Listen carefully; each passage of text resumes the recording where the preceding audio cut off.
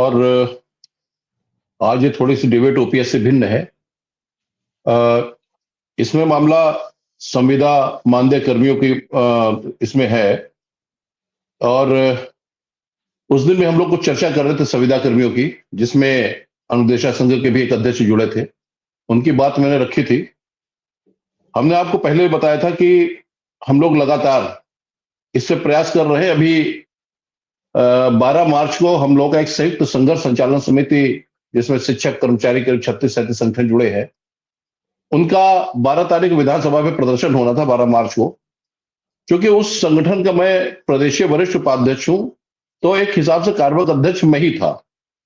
और हम लोगों ने न तो धारा 140 से परवाह की और ना ही यहां पे जो और दिक्कतें पैदा कर दी गई तो उसकी परवाह की कि एस्मा लगा है, एस्मा में बंद हो जाओगे। और एस्मा के नाम से बहुत सारे संगठनों को मैंने देखा कि बिल्कुल सन्नाटे में आ गए। अरे एस्मा क्या, एस्मा तो हम लोग 12 महीने लगा रहता है, और हम लोग पीछे नहीं हटे। लगातार हम लोग के साथ जो भी हम लोग ऊपर एलआईयू विजिलेंस लगातार दबाव डालती रही। हमारा एक ही उद्देश्य उन एलआईयू के लोगों से और उन विजिलेंस के लोगों से था कि ये लड़ाई जो हम लोग लड़ रहे हैं, जिसमें ओपीएस का मामला था, समाप्त भत्तों की बहाली थी, दूसरी बात की हमारी संविदा ऑब्लिक मानदेय कर्मियों के नियमितीकरण का मामला था, तीसरा था निजीकरण और आउटसोर्सिंग पर रोक लगाए जाने की बात थी, चौथा था चतुर्थ श्रेणी कर्मियों की भर्ती खोलने की बात थी, और पांचवा था, मात्र पांचवी मांग थी, वेतन विसंगति के निराकरण की थी। इन परिस्थितियों में हमने देखा बहुत सारे संगठन, बड़े से बड़े संगठन एस्मा के नाम पर सन्नाटे में चले गए। हम लोग संघर्ष करते रहे। उसका रिजल्ट रहा कि 10 तारीख को एक पत्र शासन से अपर मुख्य सचिव के यहां से जारी हुआ कार्मिक से कि आप लोगों को वार्ता के लिए आना है। हम लोगों ने निश्चित तय किया था कि हम लोग करना है, हमको बंद करके जेल में डाले, जहां डाले हम लोग तैयार है, मगर पीछे नहीं हटता। सरकार तो सरकार है, वहां के अधिकारी तो आप जानते ही हैं। और जब हम लोग को बुलाए वार्ता में 5 लोगों को, मगर वार्ता में 5 ही हम लोग करीब 11-12 लोग गए थे। अपर मुख्य सचिव कार्मिक, नियुक्त एवं कार्मिक के साथ हम लोग की वार्ता हुई। हर विषय पे पॉइंट टू पॉइंट बातें हुई। ओपीएस से बात उन्होंने कहा तो केंद्र का मामला, केंद्र कुछ योजना चल रही है, उसमें हम कुछ कह नहीं सकते, वो हम भी उनकी मजबूरी समझते थे। भत्तों की बहाली पे था, संविदा मानदेय कर्मियों पे था, तो उसके ऊपर एक बड़ा सकारात्मक बात हुई। सकारात्मक बात होने का कारण ये भी हो सकता है चूंकि इलेक्शन खोपड़ी पे था, और मैं भी जानता हूं कि जो हमारे शासन के अधिकारी बैठे उनके ऊपर भी ऊपर का दबाव रहता है कि भाई इसको कितना खत्म करो, अगर ये प्रदर्शन हो गया, कुछ ऊपर नीचे हो गया तो बवंडर हो जाएगा। लगातार हम लोग के पास एलआईयू सब फोन आते रहे। मैं सर एक ही जवाब एलआईयू और इनको देता रहा कि ये बताओ आप लोग तो लड़ाई हमारी लड़ नहीं सकते हो, और हम ये लड़ाई लड़ रहे हैं आपके लिए, आपके पाल्यों के लिए, आपके लिए पीढ़ी के लिए लड़ रहे हैं। तो कम से कम आप जो एलआईयू और विजिलेंस के लोग हो, सरकार हमारे बीच की आप कड़ी हो, हमारी उन बातों को सरकार के पास में पहुंचाओ आपके माध्यम से, जिससे कम से कम कुछ इसका रास्ता निकले। बहरहाल एलआईयू के लोग की भी एक निश्चित वो थी, और हम लोग का मामला पहुंचाया गया, वार्ता हुई, 1-1.5 घंटे वार्ता चली, बहुत सारी बातों पे वार्ता हुई। एंड टाइम पे उन्होंने रिक्वेस्ट की कि भाई सब लिखा पढ़ी उन्होंने दिया सरकार ने, और हम लोगों ने अग्रिम उस तक अपना जो 12 तारीख को विधानसभा घेराव था वो स्थगित किया। उसका भी और भी कुछ कारण था, तमाम लोगों की ड्यूटियां लगा दी गई थी, कुछ इलेक्शन के नजदीकी आ रही थी, इस वजह से। तो ये जो मामला था संविदा कर्मियों की, जिसमें राहुल गांधी ने वक्तव्य दिया है, क्या राहुल गांधी की जब सरकार कांग्रेस हुआ करते तब संविदा कर्मी नहीं थे? तब उनको ये बातें याद नहीं आई? उनको ये बात याद, तब भी ओपीएस की बात थी। आज ओपीएस की बात वो भी करते हैं कि हमारी सरकार आई तो मैं ओपीएस दिलाऊंगा। तब क्या स्थिति हो गई थी कि ओपीएस की बात नहीं करता कोई भी संगठन उस समय, कोई भी, जितने भी ये हमारे नुमाइंदे हैं, कोई भी पार्टी अपने मैनिफेस्टो में पुरानी पेंशन का जिक्र करना उचित नहीं समझती थी। ये शिक्षक कर्मचारी नेताओं की जीत थी कि इनको मजबूरी में, चाहे वो अखिलेश यादव हो, चाहे कांग्रेस के हो, चाहे और पार्टी हो, भाजपा के हो, सबको ओपीएस से मुद्दे को अपने मैनिफेस्टो में शामिल करना पड़ा। ये जीत थी जिस मुद्दे को 20 साल से भुलाया गया था, जिसका कोई सुध नहीं ले रहा था, 18-20 साल से कोई मतलब नहीं था। आखिर ये दबाव ही तो था कि जो उसमें अपने मैनिफेस्टो में हर पार्टी ने शामिल किया, भाजपा को छोड़कर। भाई जब भाजपा की सरकार नहीं थी तो हमारे माननीय मुख्यमंत्री जी, इन्होंने कभी अपने पत्र में जारी किया था, लिखा था कि भाई जब मेरी सरकार होगी तो हम सबको ओपीएस की बहाली कराएंगे। मगर ये तो समय है ना, जैसे आज राहुल गांधी कह रहे हैं कि जब हमारी सरकार आई तो मैं सारा मानदेय, ये जितना है कर्मियों का, संविदा कर्मियों का, मैं इनको कंफर्म करूंगा। तो ये सब सरकार के पैतरे हैं।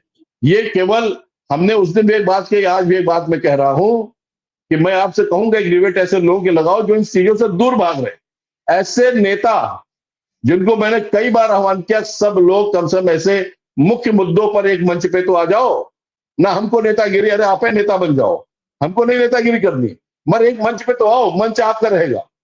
ये बना लो एक पूरा वो, और लड़ लिया जाए एक लड़ाई आर पार की। क्या पहले नहीं होती लड़ाइयां? पहले भी लड़ाइयां लड़ी गई है, जीती गई है। तो क्या ये एक बड़ा दिल दिखा के जो पुराने लोग हैं, क्या ये नहीं चाहते हैं कि कम से कम ऐसे 2-3-4 मुद्दे जो बहुत मजबूत है, मैंने 4-5 मुद्दे आपको गिनाए हैं, ये बहुत टॉप के मुद्दे सारे शिक्षक और कर्मचारियों के लिए, क्या सब एक उसमें नहीं आ सकते? मैंने पिछली बार भी कहा था, मैं आपसे बात करूंगा, कुछ ऐसे नेताओं को मैं आपके साथ आप जोड़िए उनको, और ये बात ही रखिए। उस समय कोई मुद्दा नहीं, केवल मुद्दा ये रहेगा कि आप लोग क्यों एक मंच पे नहीं आ रहे हो, क्यों इन जो मांगे हैं इसको आप लोग नहीं एक साथ कर रहे हो। सरकार तो अपना एक तरफा वो चल रही है। अरे आपको तो एक मंच पे आना चाहिए, आपको तो मुद्दों को उठाना चाहिए। अरे इस मुद्दों में अगर हम 5 मुद्दे उठाएं, कोई 2-3 हमारी महत्वपूर्ण मांगे मान ली गई, तो ये भी बहुत बड़ी जीत हो गई। और उसके बाद ठीक है, आप अपना करो, मैं अपना करता हूं, मैं अपने लड़ाई लड़ते रहते थे। फिर कभी कोई बात आती, फिर हम सब एक हो जाए। इसमें कौन सी दिक्कत हो गई? किसको फांसी हो जा रही है, किसको दिक्कतें हो जा रही है? मगर ये कमी सरकार की नहीं है। सरकार तो फूट डालो राज करो, वो काम कर रही है। हमको टुकड़ों में बांट दिया, 10 से संगठन तैयार हो गए। संगठन क्यों 10 से तैयार हुए? उसका भी कारण था, जो पुराने संगठन थे उन्होंने नए लोगों को, एक तो पहले चाहा, जैसे हम लोगों की भर्ती हुई थी पुराने समय में प्राथमिक विद्यालयों में, केवल जो इंटर पास होते थे, ग्रेजुएट उनकी भर्ती होती थी प्राइमरी सेक्शन में।